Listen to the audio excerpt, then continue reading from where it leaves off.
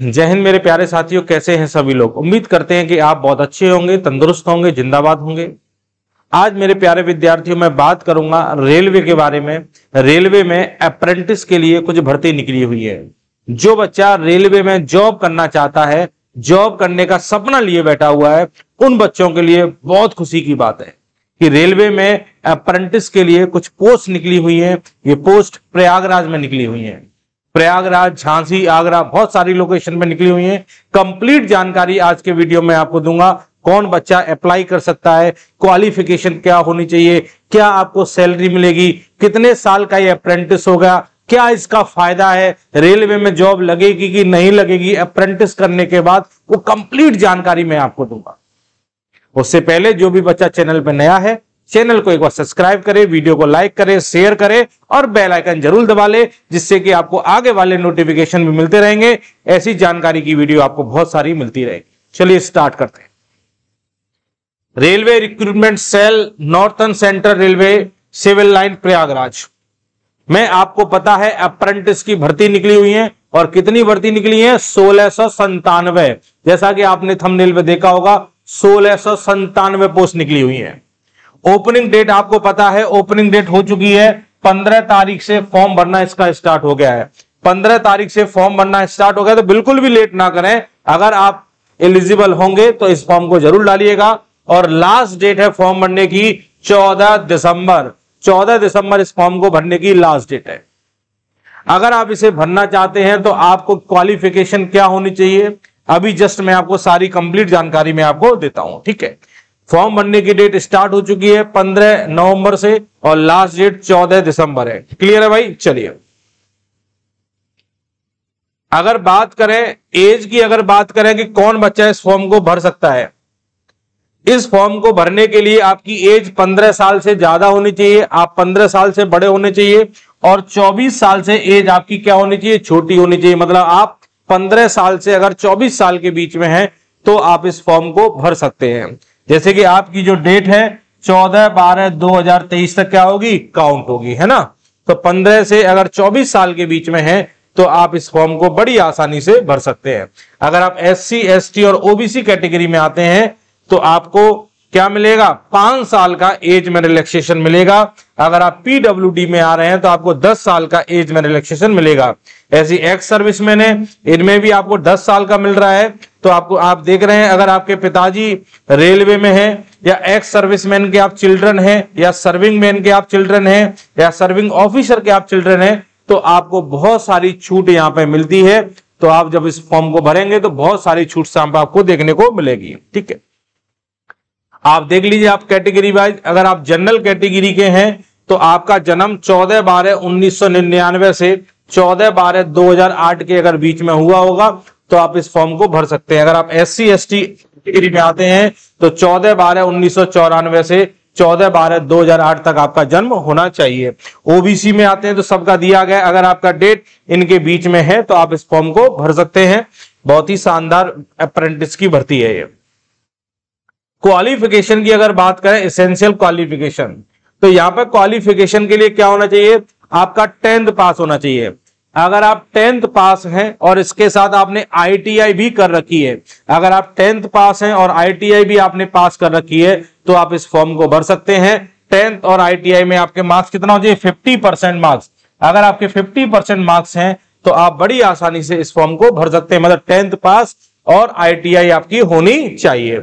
आप देख रहे हैं इतने सारे ट्रेड्स हैं, आप देखिए फिटर है, वेल्डर है, बहुत सारे ट्रेड्स हैं। आप देख सकते हैं कि इतने सारे ट्रेड्स हैं, बहुत सारे ट्रेड्स के लिए वैकेंसी निकली हुई है। क्लियर है? आप देख रहे हैं 10th पास होना चाहिए, ITI आपका, आपने ITI का सर्टिफिकेट आपके पास होना चाहिए। ठीक है, चलिए और देखते हैं क्या क्या एसेंशियल जानकारी यहां पे। तो जो बच्चा ITI कर रहा है उनके लिए बहुत खुशी की बात है। अगर मैं बात करूं फीस की तो एप्लीकेशन फीस इसकी 100 रुपए है। अगर आप इस फॉर्म को भरेंगे, अगर आप जनरल कैटेगरी में आते हैं तो 100 रुपए इसकी फीस है। अगर आप SC, ST, PWD और महिला हैं तो आपकी कोई फीस नहीं है। अगर आप जनरल या OBC कैटेगरी में आते हैं तो 100 रुपए का चार्ज लगेगा फीस में। अन्यथा अगर आप किसी और कैटेगरी में आते हैं तो आपके लिए फीस फ्री रहेगी।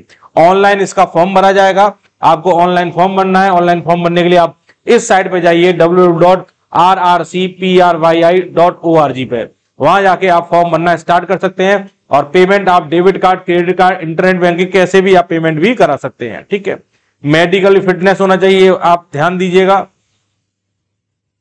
ये आपके सारे ट्रेड्स हैं। मोड ऑफ सिलेक्शन, अब बच्चों के दिमाग में ये भी चल रहा है कि सर इसके अंदर अगर अप्रेंटिस हमें करना है तो हमारा सिलेक्शन कैसे होगा, है ना, हम ज्वाइन कैसे करेंगे। तो ध्यान दीजिएगा, इसकी ज्वाइनिंग के लिए कोई भी लिखित परीक्षा नहीं होने वाली है, डायरेक्ट भर्ती है। ये भर्ती किस बेस पे होगी? मेरिट बेस पे होगी। मेरिट कैसे बनेगी? 10th और ITI के मार्क्स पे। अगर आप 10th और ITI के मार्क्स देके जाएंगे, उन्हीं के अकॉर्डिंग आपकी मेरिट बनेगी। जिनके 10th और ITI में अगर अच्छे मार्क हैं, जो अच्छे परसेंटेज लेके आए हैं, तो उनका मेरिट में उनका नंबर आ जाएगा। जिनके नंबर कम होंगे उनका नंबर नहीं आएगा। कोई लिखित परीक्षा नहीं होने वाली है, कोई ऑब्जेक्टिव टाइप पेपर नहीं होने वाला है, सिर्फ मेरिट बेस पे बनेगा। और ध्यान दीजिएगा, मेरिट बेस पे होगा तो आपके अगर 50% से ऊपर है तो आप इस फॉर्म को भर सकते हैं। और ध्यान दीजिएगा, मेरिट बेस पे जब आप कैंडिडेट के शॉर्ट लिस्ट किए जाएंगे तो 1.5 गुना कैंडिडेट बुलाएंगे, 1.5 टाइम्स। कितने बुलाए जाएंगे? 1.5 टाइम्स। इसमें से कुछ कैंडिडेट ज्वाइन करेंगे, कुछ नहीं करेंगे। तो पहली लिस्ट में जिन लोगों का नाम नहीं आएगा वो लोग निराश ना हो, एक दूसरी लिस्ट भी लगेगी, उसमें भी नाम आ जाएंगे, है ना। पहली लिस्ट के बाद दूसरी लिस्ट भी लगती है। 1.5 गुना लोगों को बुलाएंगे। अगर 100 वैकेंसी है तो 150 लोगों को बुलाएंगे। उसमें से कुछ लोग ज्वाइन नहीं करेंगे, वो हट जाएंगे पहली लिस्ट में। उसके बाद जिन लोगों ने ज्वाइन नहीं किया, जितनी वैकेंसी बचेंगी, फिर दूसरी लिस्ट भी लगाई जाएगी, है ना। ठीक है, ये लिखा है कैलकुलेशन ऑफ मार्क्स वही जोड़े गए हैं। आपका 10th का आपका लिया जाएगा और आपका किसका लिया जाएगा? ITI का लिया जाएगा। ठीक है, ओरिजिनल डॉक्यूमेंट आपके चेक किए जाएंगे, ये सब आप पे होना चाहिए। ट्रेनिंग पीरियड की अगर बात करेंगे, सर ट्रेनिंग पीरियड कितना है, तो ध्यान दीजिएगा 1 साल की ये आपका क्या है? 1 साल का अप्रेंटिस है। अच्छा, इस अप्रेंटिस का कुछ फायदा भी है कि नहीं है? तो ध्यान दीजिएगा, रेलवे में जितनी वैकेंसी निकलती है वहां पर जो बच्चा अप्रेंटिस किए होता है उन्हें 20% का क्या मिलता है? 20% का उन्हें छूट होती है उनके लिए, है ना, अप्रेंटिस वाले बच्चों के लिए। तो रेलवे में जो बच्चा जॉब करना चाहता है तो अगर वो अप्रेंटिस कर लेता है तो उसे काफी ज्यादा फायदा होता है। जैसे रेलवे में ग्रुप डी की वैकेंसी आती है, वहां पर 20% का छूट दिया जाता है इन लोगों के लिए, 20% सीट रिजर्व होती है इन लोगों के लिए। ठीक है, स्टीपेंड की बात करें कि भाई सैलरी वैलरी कुछ मिलेगी कि नहीं मिलेगी, तो ध्यान दीजिएगा, यहाँ पर सैलरी जो मिलेगी 8,000 से 10,000, 8,000 से 10,000 के बीच में यहाँ पर सैलरी है। तो आपका खर्चा पानी निकल जाएगा। ऐसा नहीं कि बहुत ज्यादा सैलरी मिलती हो कि आप कमा के अपना पॉकेट आप बैंक भर लें, तो नहीं है। सिर्फ आपका रहने खाने का खर्चा निकल जाएगा। 1 साल की ट्रेनिंग हो जाएगी और आपको पता है ट्रेनिंग में बहुत ज्यादा कुछ काम हम करते नहीं है। एक सर्टिफिकेट मिल जाएगा, सर्टिफिकेट का यूज आप रेलवे की जब जॉब निकलेंगी वहां पे आप यूज कर सकते हैं। इतना सा फायदा इस अप्रेंटिस का। ठीक है, मोड ऑफ एप्लीकेशन दिया गया, इस साइट पे जाके आपको सारी जानकारी भरनी है। ठीक है, आपको अपने डॉक्यूमेंट अपलोड करने होंगे, फोटो अपलोड करना होगा, ये सारी चीजें आप रखिएगा, ये सारी चीजें आपको रखनी होंगी। क्लियर है? चलिए, ट्रेनिंग का भी एग्रीमेंट होगा, ये सारी चीजें संपूर्ण, ये आप फॉर्म भरने से पहले एक बार कंप्लीट इसका नोटिफिकेशन पढ़ लीजिएगा। इसके अलावा जो इंपॉर्टेंट जानकारी है वो नीचे मैं आपको बताता हूं इंपॉर्टेंट जानकारी क्या है। चलिए, ये आप देखिए, ये इंपॉर्टेंट जानकारी है कि प्रयागराज डिवीजन में किस ट्रेड के लिए कितनी वैकेंसी है। जैसे टैग फिटर के लिए 335 है, उसमें जनरल के लिए 137 है, ओबीसी के लिए 90, एससी के लिए 50, एसटी के लिए 25, ईडब्ल्यूएस के लिए 33, इस तरह टोटल 335 है।